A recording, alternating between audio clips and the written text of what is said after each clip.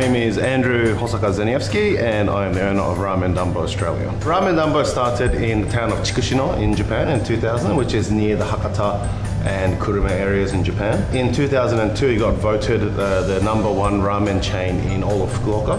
Right now there are 30 stores around the world. The particular type of ramen we make, tonkotsu ramen, is a pork bone broth. Some places will use chicken, some places will use seafood, and some places will add vegetables or not, whereas we just use water and pork bone. We actually have a industrial grade water filter attached to each of our premises so that wherever we go to any ramen danbo in the world, we produce the same quality of water that we actually use to make the soup. So that sort of ensures that we have that consistency.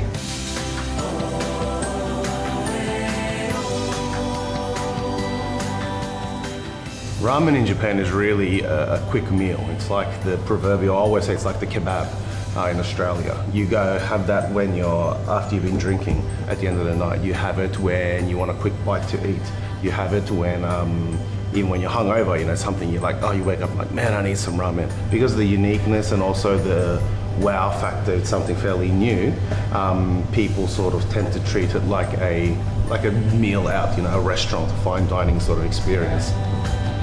Ramen in Japan, especially tonkotsu ramen, we choose the firmness of the noodles, also the richness of the soup, which means the amount of oil we put in.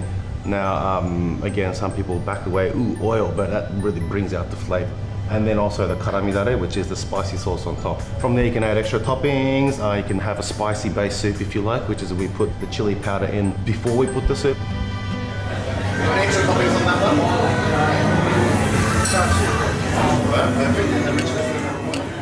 So what makes ramen authentic? How do you know authentic ramen in Australia?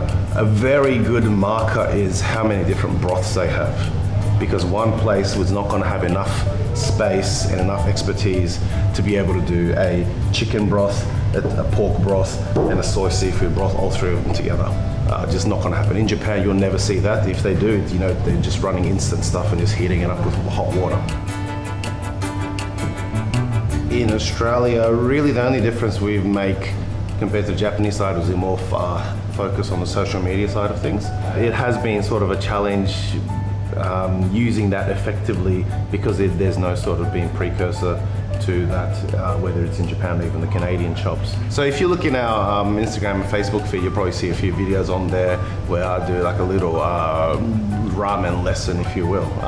That's just partly for fun, also partly sort of teach the culture. There's a big disparity between what ramen is in Japan and what it is in Australia, and I'm sort of trying to bridge that gap. And in Japan, it's totally okay to just pick up the bowl directly and drink straight like that. Recently we opened our Surfers Paradise store.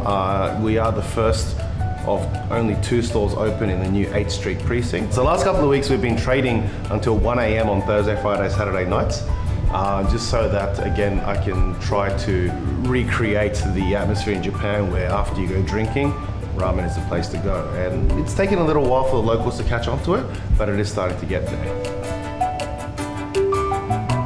Ideally, we're looking to open one in Brisbane before the year's out, maybe 2 or 3 more in Brisbane next year, and again, ideally Melbourne by 2020. But that's my plans. We'll see how it goes.